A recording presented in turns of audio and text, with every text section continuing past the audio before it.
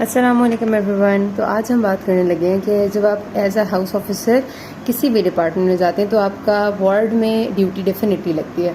उस वार्ड में ड्यूटी में आपने पेशेंट की फ़ाइल्स बनानी, फ़ाइल्स मेंटेन करना, उसमें क्या क्या लिखना है, ये बहुत इंपॉर्टेंट होता है। और बीइंग योर फर्स्ट रोटेशन, जब आप पहली दफ़ा जाते हो तो आपके लिए बहुत मुश्किल होता है कि आप सब चीज़ों को समझो कि आपको बताएंगे तो आपने क्या लिखना क्या नहीं लिखना। छोटी छोटी सी बातों में आपको अच्छी खासी डांट भी पड़ जाती है।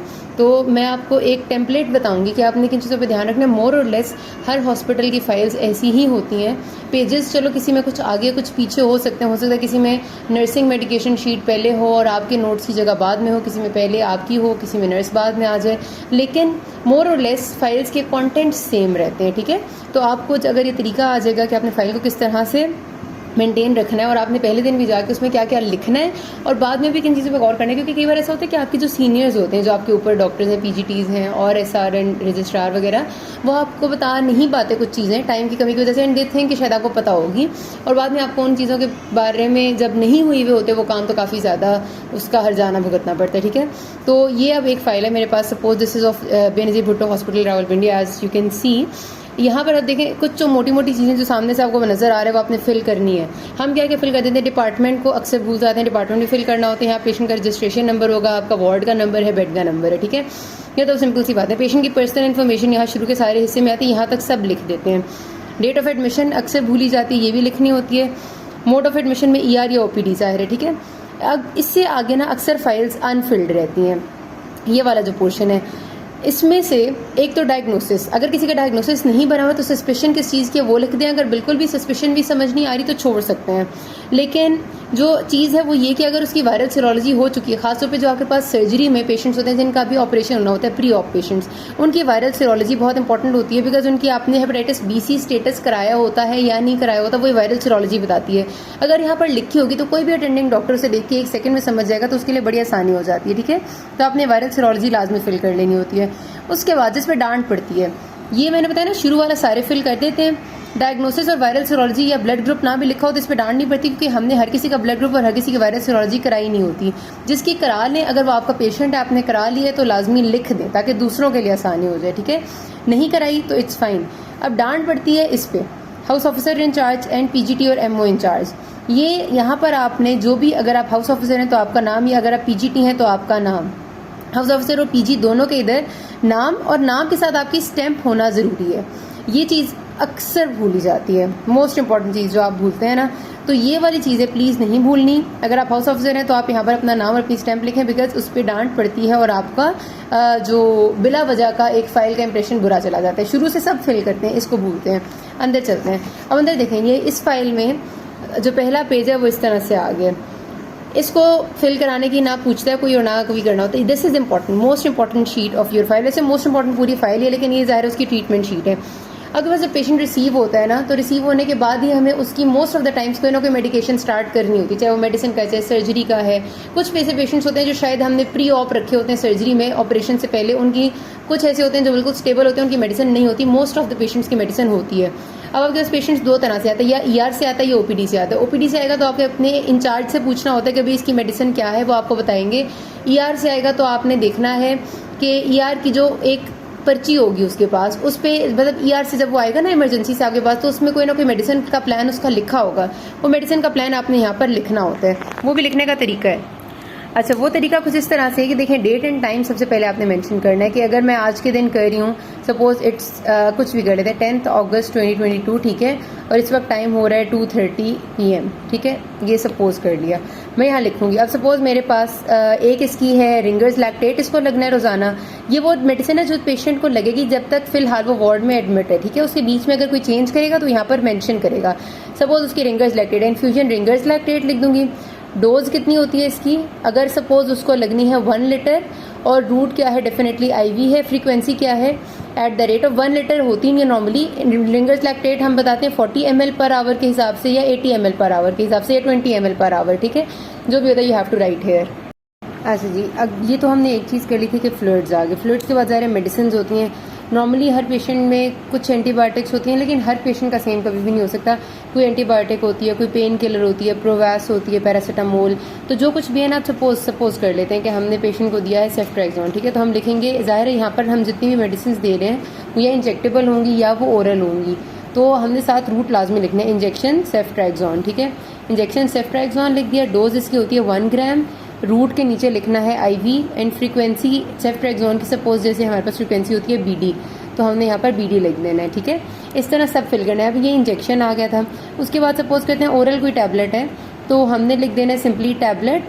सपोज पेशेंट जो है वो थायरॉक्सिन लेता है टैबलेट बिकॉज ऑफ थायराइड, तो टैबलेट थायरॉक्सिन, अब उसकी जो भी डोज होती है मेरे जहन में नहीं है, ठीक है, 50 माइक्रोग्राम होती है मेरा ख्याल है, 25 माइक्रोग्राम होती है, वो ले ली। रूट कितना होगा पर ओरल, ठीक है, PO, और फ्रीक्वेंसी 25 माइक्रोग्राम की वो सपोज दिन में 2 दफ़ा लेता है तो ज़ाहिर है BD हो जाएगी। उसके बाद जब आपने सारी मेडिसिन जो एक दफ़ा आप लिखते हैं वो इनलिस्ट कर दी हैं, तो आपने यहाँ पर अपना एक ही जगह यहाँ पर साइन करें, एक ही दफ़ा अपनी स्टैंप लगाएं और वहाँ जितनी लिखी है उतनी लाइन लगा दें।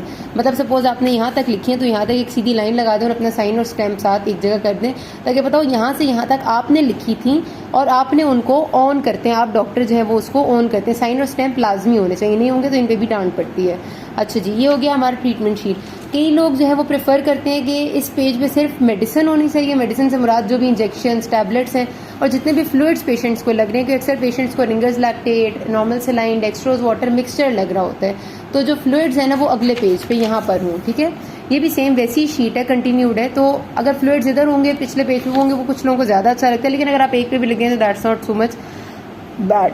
अच्छा, ये वाला पेज क्या है? नॉर्मली जब पेशेंट आपके पास फॉरन रिसीव होता है तो उस टाइम हमें इस पेज पे कुछ नहीं लिखना होता, इस पेज की बात करनी, क्योंकि ये वो है जो स्टार्ट के ऑर्डर्स हैं। अब सपोज एक पेशेंट की रूटीन की मेडिसिन है, वो आपने यहाँ पर लिख दी है कि इसको हर रोज़ BD में, OD में या TDS में या QID में, ठीक है, BD का मतलब 2 दफ़ा, TDS 3 दफ़ा। अच्छा, स्टार्ट में इसमें लिखना कब होता है? जब हमारे पास ना पेशेंट्स को कई दफ़ा हमें बीच में मेडिसिन लगवानी पड़ती है अचानक से। सपोज किसी पेशेंट को फीवर हो जाता है तो उसको प्रोवैस लगवानी है, यानी पैरासीटामोल, किसी पेशेंट को पेन है, कोई पेन किलर लगवानी है, जो भी आपके पास अवेलेबल है, यहाँ पर टोराडोल लगती है, किसी को वॉमिट आ रही है, ग्रेविनेट लगवानी है, या किसी को कुछ भी जो भी स्टार्ट में लगना होता है ना, वो आप लिखते हैं यहाँ पर, टाइम और डेट लिखते हैं ऊपर। सपोज मैंने अभी लगवाना है तो मैं यहाँ लिखूँगी ऊपर 10/8/22, साथ में टाइम लिख दूंगी कि 5 बजे, जो भी टाइम है, ठीक है, ये मैं वैसे ही सपोज कर दी हूँ, और साथ में लिख दूंगी यहाँ पर सपोज मैंने लगवाना है इंजेक्शन प्रोवैस IV स्टैट, ठीक है, इंजेक्शन प्रोवैस IV स्टैट यहाँ लिख दूंगी और इधर मेरी स्टैंप और साइन आ जाएंगे, ठीक है।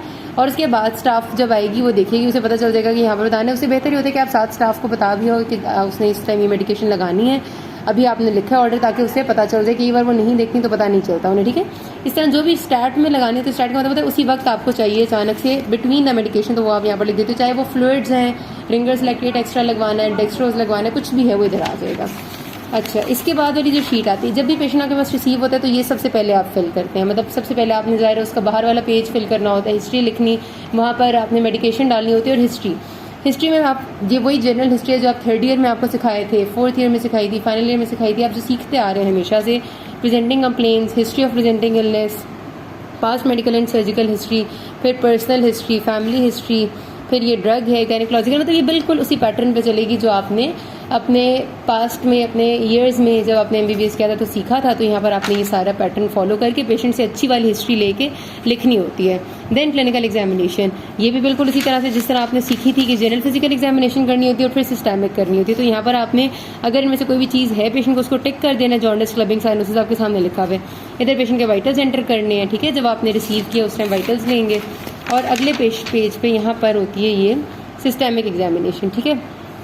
यहाँ पर आपने, अब आपके पास जो पेशेंट्स आते हैं नॉर्मली, क्योंकि मेडिसिन के पॉइंट ऑफ व्यू से देखा जाए ना, जो आपका मेडिसिन का वार्ड होता है वहाँ पर तो पेशेंट्स के चारों सिस्टम्स की एग्जामिनेशन काफ़ी ज़्यादा इंपॉर्टेंस रखती है, क्योंकि अक्सर पेशेंट्स को काफ़ी सारे मसले होते हैं, क्रॉनिक डिजीजेज होती हैं, मॉर्बिडिटीज़ होती हैं, उनके साथ पेशेंट आते हैं। लेकिन जब सर्जरी में आता है पेशेंट तो maximum times, not always but maximum times, patient को किसी एक सिस्टम से रिलेटेड कोई खास मसला होता है, जैसे हर्निया या फिर कोली के पेशेंट्स तो बहुत ज़्यादा यहाँ पर होते हैं ना, कोली केसेस वाले, उनमें सारे प्रॉब्लम GIT में होता है। उसमें CNS, CVS और रेस्पिरेटरी सिस्टम अक्सर नॉर्मल होते हैं बिल्कुल, तो उसमें हम लिख देते हैं यहाँ पर, अगर पूरा नहीं भी फिल करते तो हम लिख देते हैं नॉर्मल। लेकिन जो पेशेंट सर्जरी में भी सीरियस होते हैं, सिक पेशेंट्स होते हैं, जिनका हमें पता होता है कि इनका बाकी सिस्टम्स अफेक्ट हो सकते हैं, उनमें आपने पूरा लिखना है। क्या लिखना है यहाँ पर? तेज एक पैटर्न याद रखें। अगर पेशेंट ठीक है, ठीक नहीं है तो फिर तो उसके हिसाब से वेरी कर जाएगा। कॉन्शियस लेवल लिख दें, oriented in time place person, pupils bilateral reactive, ठीक है, इधर था। अच्छा, conscious level oriented in time place person, pupils bilaterally reactive है, रिफ्लेक्सेस नॉर्मल है, muscle tone and power normal है, अदर्स डैश निल, ठीक है। कार्डियोवैस्कुलर सिस्टम में इंस्पेक्शन नॉर्मल लिख दें। पैल्पेशन, क्योंकि हार्ट में पैल्पेशन में आपने कोई लिखना होता है, वो हीव होगी या फिर इस किस्म की चीज़ें, तो लिख देना कि अनरिमार्केबल। परकशन हार्ट की कोई खास होती नहीं, और ऑस्कल्टेशन पर लिख देना है S1 + S2 + 0, यानी कि 2 हार्ट साउंड ऑडिबल है और थर्ड कोई भी नहीं है। रेस्पिरेटरी सिस्टम आ जाते हैं। रेस्पिरेटरी सिस्टम में आपने इंस्पेक्शन पे लिख दिया कि बायलैटरल इक्वल एक्सपेंशन, पैल्पेशन पे लिख देंगे अनरिमार्केबल, परकशन पे लिख देंगे रेजोनेंट, और ऑस्कल्टेशन पे चेस्ट बायलैटरल क्लियर, ठीक है। ये आपने नॉर्मल फाइंडिंग्स में बता रही है, जो आपने जल्दी जल्दी लिखनी है और अपना इसको वो बना लेना है, एक रूल बना लेना है। जीआईटी इंस्पेक्शन में एब्डोमेन लिख दें आप, फ्लैट है, प्रोट्यूबरेंट है या फिर स्केफॉइड है, अंदर गया हुआ है। पैल्पेशन पे लिखेंगे आप अगर आपको कोई मैस फील होती है यहाँ पर, क्योंकि अक्सर हमारे सर्जरी के पेशेंट्स में जीआईटी में फाइंडिंग्स होती हैं। अगर कुछ भी फील नहीं होता पैल्पेशन तो अनरिमार्केबल। परकशन पे टिम्पेनेटिक होता है हमेशा जीआईटी में, और ऑस्कल्टेशन पे आप लिख देंगे bowel sounds positive. Urogenital system हमारे यहाँ इतना इंपॉर्टेंट नहीं है, अगर इंपॉर्टेंट है तो वरना काट दें, दैट्स इट। ये जो समरी है ना, ये पीजी की होती है, ठीक है। यहाँ पर ये जो समरी वाला पेज है, यहाँ पर आपने हाउस ऑफिसर ने कुछ भी नहीं लिखना। अगर आप, क्योंकि मैं हाउस ऑफिसर्स के लिए स्पेशली बता रही हूँ, तो हाउस ऑफिसर्स ने इधर कुछ नहीं लिखना होता। यहाँ पर पीजी ने पेशेंट की पूरी समरी डालनी होती है, जिसमें उसकी हिस्ट्री, उसकी वाइटल्स और उसके पास जितनी भी लैब्स इंपॉर्टेंट हुई हैं। जैसे सीए के पेशेंट्स आते हैं हमारे पास सर्जरी में अगर, तो उनकी लैब्स में पहले उनका सीटी, एमआरआई और उसके बाद की कुछ हार्मोनल टेस्ट हुए होते हैं, CA19/9 इस किस्म के हुए थे, वो सब, ये जो भी काम है ना पीजी का है। बस आपने ये 2 पेजेस समरी के छोड़ देने हैं। अब यहाँ से फाइल शुरू होती है मेनली जो प्रोग्रेस नोट्स है। यहाँ से आप हर रोज़ जो लिखना शुरू करते हैं वो है, जब पेशेंट रिसीव करते हैं, चाहे वो ER से आता है चाहे OPD से आता है, सबसे पहले आप ऊपर रिसीविंग वाइटल्स डालते हैं। यहाँ पर आप लिखते हैं रिसीविंग वाइटल्स, और आप इधर BP, pulse, temperature, respiratory rate, और पेशेंट के अंदर जो भी और ड्रेन डला हुआ है जो मॉनिटर किया जा सकता है, suppose MG output, urine output है, अगर फोलीज डला हुआ है, अगर उसका कोई ड्रेन डला हुआ है तो ड्रेन आउटपुट, अगर ज़्यादा ड्रेन्स है तो ज़्यादा ड्रेन्स की आउटपुट, वो आपने यहाँ पर उसी वक्त मेजर करके लिखनी है और अपने साइन स्टैंड करने हैं। उसके बाद इन पेजेस पे आगे आपकी हर रोज़ के जो नोट्स हैं वो डलते हैं। यानी मॉर्निंग में आपने इधर मॉर्निंग प्रोग्रेस नोट्स MPNs लिख के टाइम डेट लिखना होता है। यहाँ पर डेट आ गई आज की, टाइम आ गया आज का, ठीक है। हमेशा जब भी नोट्स डालने हैं 2 बातें याद रखने के, ऊपर आपने हेडिंग देनी है, टाइम और डेट कभी नहीं भूलना। उसके बाद अगर आप लिख दें कि seen by HO of this unit, तो भी ज़्यादा फायदेमंद हो जाता है, पता चल जाता है सबको this is SB is seen by और HO, ठीक है, ये हो जाता है। और उसके बाद आप अपने नोट्स डालते हैं। नोट्स का लिखने का तरीका भी यही होता है, ज़्यादा अच्छा तरीका ये होता है कि आप ऊपर लिख दें कि पेशेंट का नाम, के सपोज पेशेंट सईदा, ये सब सपोज लिख रही हूँ मैं, ठीक है, 53 ईयर्स ओल्ड फीमेल, ये आपने लिख दिया एक। उसके बाद फिर आप डायग्नोसिस उसका लिखें, सपोज उसका डायग्नोसिस था एक्यूट पेनक्रियाटाइटिस, ठीक है, ये लिख दिया आपने डायग्नोसिस एक्यूट पेनक्रियाटाइटिस। हर रोज़ आपने ये करना है, जब आपने MPNs डालने हैं अपने बेड के, तो आपने एक्यूट पेनक्रियाटाइटिस के बाद आप शुरू करें उसके वाइटल्स में लिखें BP, पल्स, रेस्पिरेटरी, टेम्परेचर।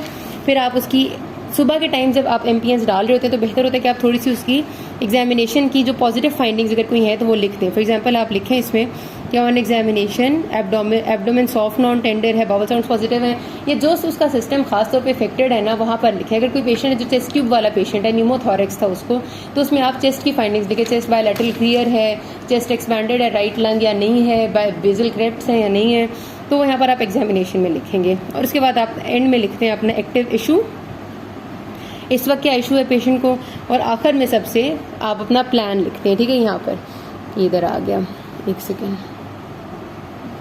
यहाँ पर आपने अपना प्लान लिख देना है। सॉरी, प्लान में आप क्या लिखेंगे, प्लान में HO का कोई बहुत बड़ा प्लान नहीं होता, जो उन्हें कहा गया होता है। आपको सपोज वाइटल मॉनिटरिंग है, नॉर्मली यही होती है, लेकिन कोई एक खास चीज़ हर पेशेंट की होती है। वाइटल मॉनिटरिंग है, यूरिन आउटपुट मॉनिटरिंग आ गई है सपोज आपके पास। उसके बाद उन्हें आपको कोई स्पेशल टेस्ट कराने का, कैसे सपोज LFTs हैं आपके प्लान में, या फिर किसी पेशेंट का CCT प्लान में होता है, किसी पेशेंट का कोई और CA19/9 प्लान में होता है। जो भी प्लान में चीज़ें ना वो करके साइंस स्टैम्प एंड में कर देनी। यह आपके हर रोज़ के MPNs डालने का एक नॉर्मल पैटर्न है, ठीक है। इसी तरह जब अपने शाम को लेने होते हैं ना EPNs उन्हें कहते हैं, इवनिंग प्रोग्रेस नोट, वो भी सेम इसी तरह डालने हैं। उनमें भी आपने time, date, seen by HO, patient Saida, diagnosis और वाइटल्स, ठीक है।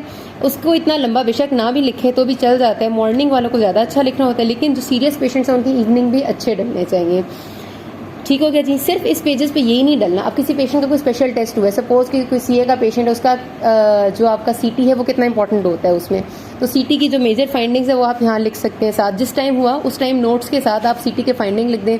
किसी पेशेंट का अल्ट्रासाउंड हुआ है जो उसके लिए बहुत इंपॉर्टेंट है, तो आप अल्ट्रासाउंड की मेजर फाइंडिंग यहाँ लिख दें, पूरा अल्ट्रासाउंड नहीं लिखना, मेजर फाइंडिंग। फिर उसके अलावा किसी पेशेंट को अगर बीच में कोई प्रॉब्लम हुई, सपोज मैंने किसी पेशेंट की लैब्स कराई थी और उसका पोटेशियम ज़्यादा आ गया, तो मैं लिखूंगी टाइम और डेट लिखूंगी, साथ में लिखूंगी पोटेशियम इतने बजे, सपोज इस पेशेंट का आ गया 6.7, ये बहुत ज़्यादा है, तो मैंने लिखूंगी I started to D potash patient, ठीक है। इतने बजे मैंने डी पोटैश करना शुरू कर दी और मैं स्टैंप लगा दूंगी।